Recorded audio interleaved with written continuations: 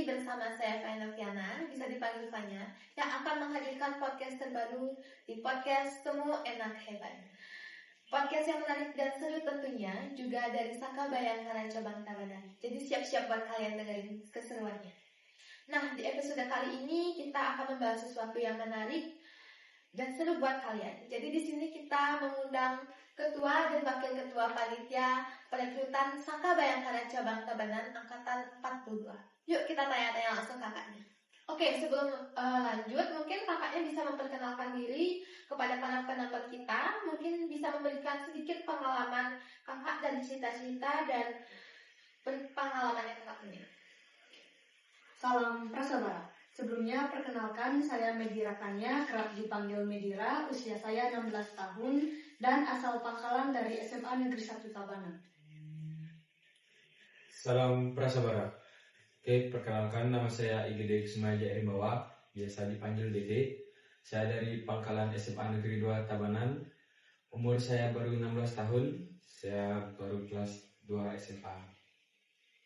Oke, untuk pengalaman yang berkesan di Saka Bayangkara mungkin sewaktu kemah pengukuhan dan operasi ketupat. Itu kegiatannya sangat seru dan sangat menarik menurut saya. Oke, dari pengalaman saya yang menarik itu sama seperti Medira. Jadi semua kegiatan yang ada di Pramuka maupun di Saka Bayangkara itu semua kegiatan itu seru-seru.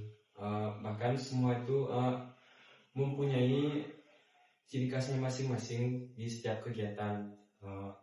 Jadi di setiap kegiatan yang dilakukan oleh Saka Bayangkara itu juga pastinya menambah wawasan saya dan pengalaman saya yang terus membuat saya menjadi ingin terus berlanjut di kepramukaan. Oke, teman-teman, itu sedikit pengalaman ya dari kakaknya. Oke, kita langsung tanya langsung ya kakaknya. Menurut kakak apa sih itu pramuka dan apa bedanya pramuka dengan kepramukaan? Oke. Jadi menurut saya pramuka itu lebih ke organisasi, yang dimana pramuka itu kan artinya Praja Muda Karana, yang berarti orang-orang yang berjiwa muda dan suka berkarya. Jadi itu lebih ke organisasi orang-orang yang mengikuti pramuka. Dan kepramukaan menurut saya itu adalah wadah proses pendidikan non formal yang digunakan untuk melatih mental dan jiwa kepemimpinan. Oke, kalau dari saya, dari kepramukaan dulu, menurut saya kepramukaan itu adalah jiwa yang dimiliki oleh seorang pramuka. Baik itu dari karakter mereka, sifat mereka, apa yang telah mereka pelajari dari pramuka itu dinamakan kepramukaan. Kalau pramuka itu adalah wadah untuk mengembangkan karakter mereka, mengembangkan kreativitas mereka. Jadi apa yang dimiliki oleh seorang kepramukaan, di kepramuka itu mereka menyalurkan apa yang mereka miliki. Oke, jadi itu teman-teman jawaban dari kakak-kakaknya. Oke, nah kakak Dede dan Kak Medira sejak kapan sih suka dengan pramuka dan apa yang membuat kakak suka dengan pramuka? Oke, saya dulu ya. Jadi pertama kali saya tertarik dengan pramuka itu adalah sewaktu ada sosialisasi Saka Bayangkara di sekolah. Nah dari situ mulai ada rasa penasaran dengan pramuka dan kebetulan juga di jenjang pendidikan sebelumnya SD ataupun SMP itu kurang tertarik dengan pramuka. Jadi ya penasaran aja, pengen coba, pengen tahu gimana sih pramuka, apa sih pramuka itu. Dan untungnya sampai sekarang masih bertahan di Saka Bayangkara. Jadi kakak ini emang suka pramuka ya? Untuk sebelumnya sih belum ada rasa ketertarikan ke pramuka, tapi setelah join Saka Bayangkara ini mulai tumbuh rasa semakin ingin lanjut di pramuka dan semakin ingin tahu lebih lanjut. Keren banget nih teman-teman. Mungkin Kak Dede bisa menceritakan sedikit. Oke, kalau ketertarikan saya sama pramuka itu sebenarnya dari saya pertama kali join Saka Bayangkara. Bukan dari pertama kali sih, selang beberapa waktu saya ikut Saka Bayangkara itu, saya masih belum tertarik sama pramuka. Jadi setelah mengikuti beberapa kegiatan di Pramuka, saya mulai tertarik dengan Pramuka karena ketika saya SD dan SMP juga saya cukup jarang mengikuti kegiatan Pramuka, bahkan tidak pernah. Jadi ketika masuk di Saka Bayangkara ini ternyata banyak sekali kegiatan-kegiatan yang diadakan di Pramuka maupun di Saka Bayangkara. Nah, karena itulah saya mulai tertarik dengan kepramukaan, tepatnya di Saka Bayangkara. Jadinya Astungkara saya bisa berlanjut terus di Saka Bayangkara. Hebat banget nih teman-teman. Oke, sudah berapa lama sih kakak bergabung di Saka Bayangkara cabang Tabanan? Mungkin bisa diceritakan sedikit. Oke, untuk di Saka Bayangkara saya baru sekitar 1 tahun dari bulan September 2023 dan sampai sekarang. Oke, kalau dari saya itu sekitar bulan berapa ya? Saya ikut Saka Bayangkara itu pas pertemuan perdana angkatan ke-41. Sekitar bulan September 2023 kalau nggak salah. Udah hampir setahun saya ikut di Saka Bayangkara dan bertahan sampai sekarang.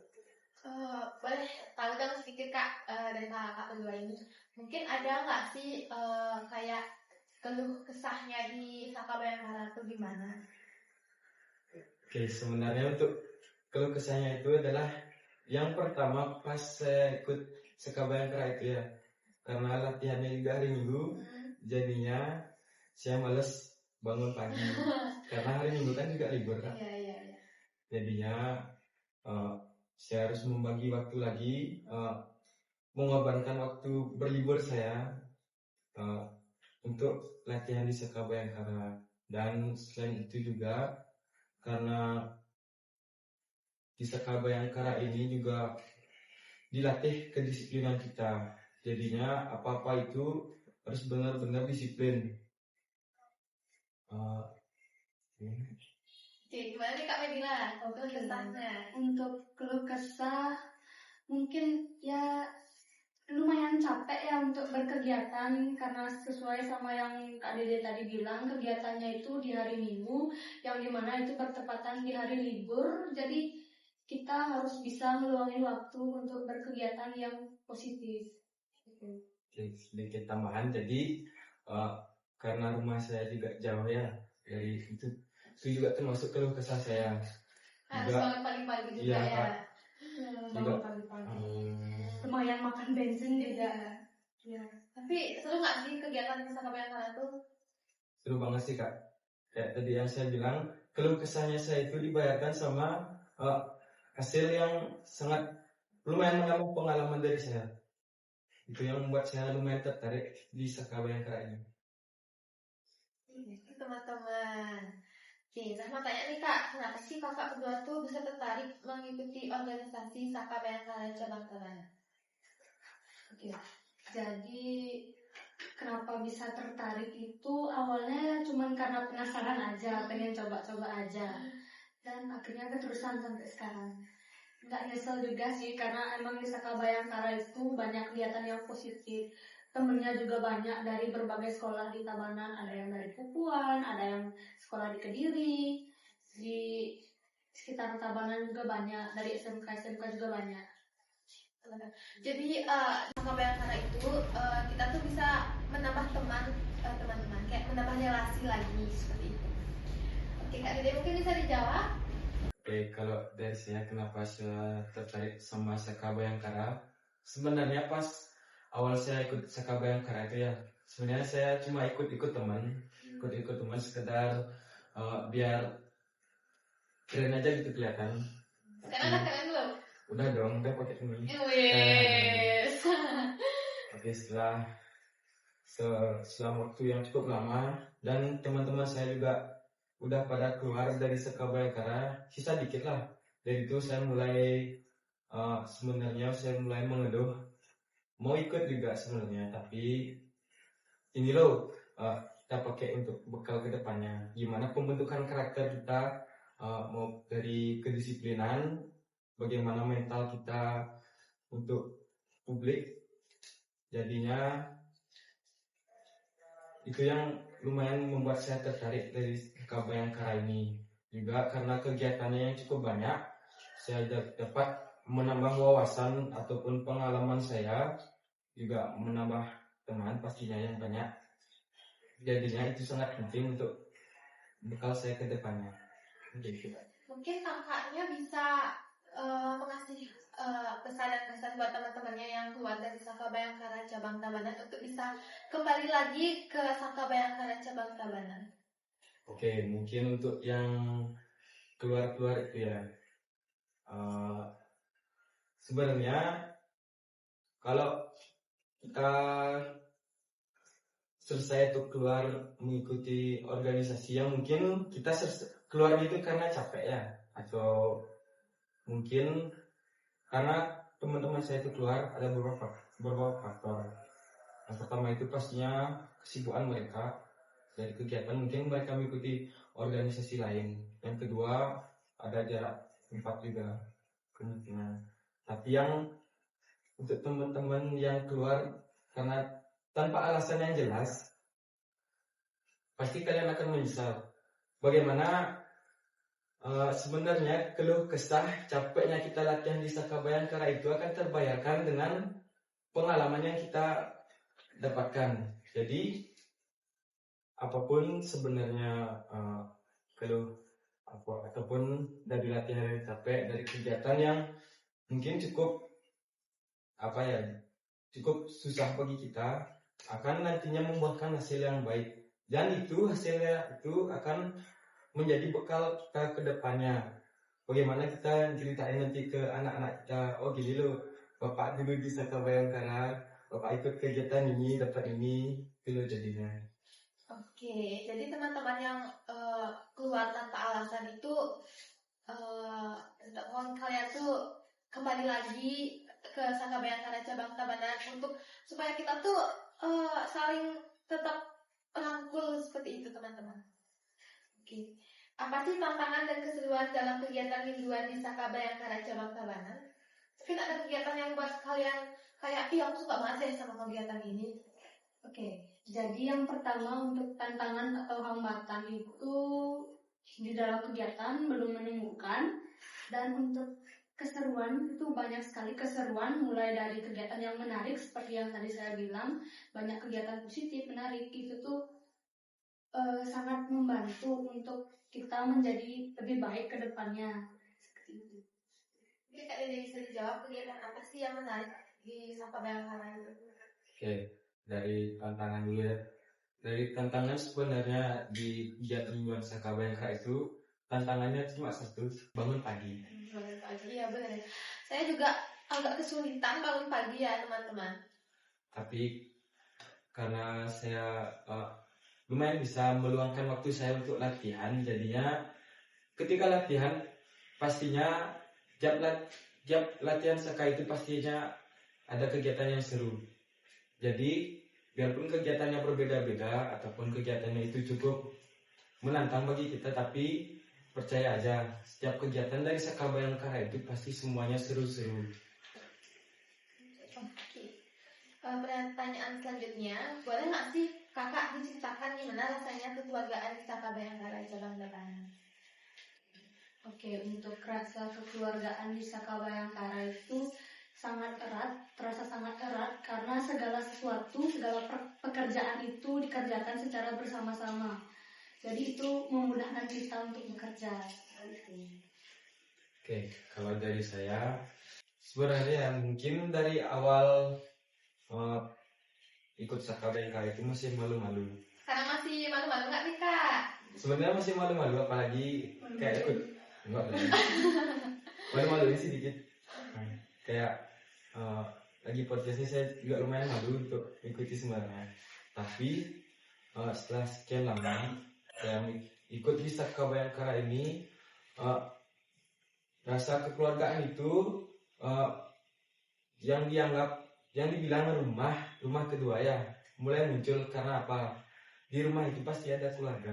Jadinya kalau Saka Bayangkara ini dibilang rumah kedua, pastinya ada rasa kekeluargaan. Dan itu benar karena dari awal saya ikut Saka Bayangkara mungkin belum ngerasain ya rasa kekeluargaan itu. Tapi setelah sekian lama, oh gini loh, misalnya kalau saya lagi ada perlu atau enggak ada kesulitan ketika mengikuti kegiatan di Saka Bayangkara ini, pastinya teman-teman maupun dari kakak-kakak semuanya pasti membantu saya. Dan itu dah menunjukkan rasa kekeluargaan yang lumayan erat di Saka Bayangkara. Mungkin sekarang baru dikit saya ngerasainnya, tapi kedepannya pasti saya terus merasakan rasa kekeluargaan di Saka Bayangkara ini. Dan emang benar sih, Saka Bayangkara ini adalah rumah kedua. Oke, kakak semuanya, itu adalah indahnya kekeluargaan di Saka Bayangkara cabang Tabanan. Oke kakak-kakak, aku mau nanya nih, ada nggak sih keluh kesah kalian menjadi ketua dan wakil ketua panitia? Mungkin ada nggak sih kepikiran kayak bakal jadi ketua dan wakil ketua panitia, dan ada nggak sih hambatan mungkin selama ini? Oke, jadi pas giat mingguan itu untuk pemilihan ketua dan wakil ketua panitia, sebenarnya saya nggak pengen hadir ya, soalnya udah punya feeling buruk nih dari kemarinnya. Nah terus karena saya juga waktu itu pengajaran hadir, jadi saya menyempatin diri untuk hadir.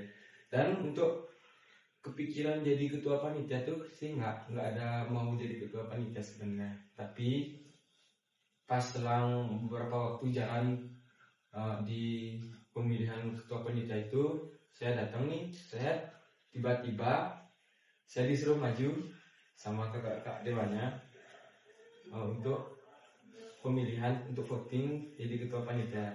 Saya udah berdoa nih, gimana sih biar nggak jadi ketua panitia, gimana caranya biar nggak jadi ketua panitia gitu ya. Tapi karena di voting suara saya terbanyak, jadinya saya jadi ketua panitia. Sebenarnya pas awal-awal jadi ketua panitia itu lumayan gimana ya, agak nggak mau deh sebenarnya jadi ketua panitia, kuat banget gitu. Tapi setelah sekian lama saya juga dibantu sama kakak-kakaknya, jadi kastung kare sampai selesai perekrutan ini saya masih sanggup jadi ketua panitia. Keren banget teman-teman, masih bertahan ya Kak Dede ya. Siap. Oke, jadi untuk saya sebelumnya tuh saya emang tidak ada kepikiran untuk jadi wakil ketua panitia, tapi entah kenapa pas itu tuh tiba-tiba kepilih karena banyak suara yang milih juga. Dan untuk hambatan yang paling besar itu sebenarnya melawan rasa takut dari diri sendiri, karena memang tidak pernah menjalankan tugas seperti ini sebelumnya. Ya bisa dibilang ini first experience lah. Ya jadi itu sih yang paling menghambat ketakutan diri sendiri. Intinya teman-teman jangan pernah takut untuk mencoba hal-hal baru. Kalau dari saya, hambatan atau halangan selama menjadi ketua panitia itu, saya juga baru kepikiran. Karena pramuka sekarang itu nggak wajib kan. Jadinya untuk perekrutan adik-adik yang baru itu kayaknya lumayan sulit. Itu menjadi tantangan saya pertama, gimana caranya biar nanti di Saka Bayangkara ini biar nggak dikit lah anggotanya.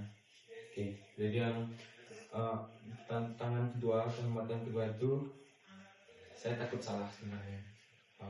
Jadi ketua panitia itu biar nggak kena evaluasi lah. Jadinya kalau saya kalau nggak dari kesalahan itu saya nggak tahu gimana apa saya yang harus benerin.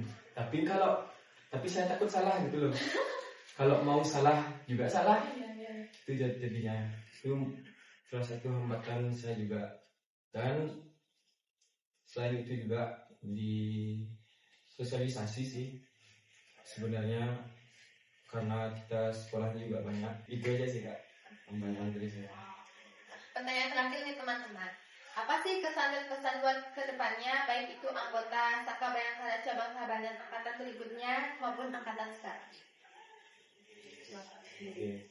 Kesan dan pesan saya baik untuk anggota yang sekarang maupun kedepannya itu, kesan saya cukup senang ya, mau entah nanti dapat yang baik yang buruknya saya cukup senang karena pastinya nanti suatu saat di Saka Bayangkara ini pasti bakal ada banyak hal-hal atau kegiatan yang membuat kalian itu dapat menambah pengalaman kalian, baik itu dari wawasan kalian di kepramukaan, baik untuk diri kalian sendiri, yang pastinya nanti itu bakal jadi bekal untuk hidup kalian ke depannya.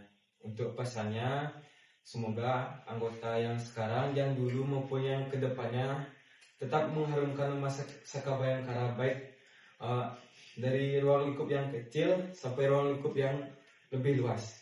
Jadi kita. Oke, jadi kesan pesan untuk angkatan yang sekarang, angkatan 41 itu pesannya semoga lebih kompak, lebih solid dan tetap semangat. Lalu untuk kesannya, terima kasih, saya senang dan saya bersyukur bertemu dengan kalian. Lalu untuk angkatan yang akan datang, angkatan 42, semoga lebih banyak yang bergabung dan semoga adik-adik yang bergabung lebih kreatif dan semangatnya tetap dijaga. Oke, kita sudah ada di penghujung podcast kali ini. Mungkin cerita ini bikin kalian tertarik untuk bergabung di Saka Bayangkara Cabang Tabanan. Jangan lupa buat nge-share pengalaman kalian di kolom komentar. Siapa tahu pengalaman kalian menjadi inspirasi buat orang lain. Sampai ketemu di podcast selanjutnya, di podcast Temu Anak Hebat. Jangan lupa like, komen, dan subscribe. Salam Prasaba.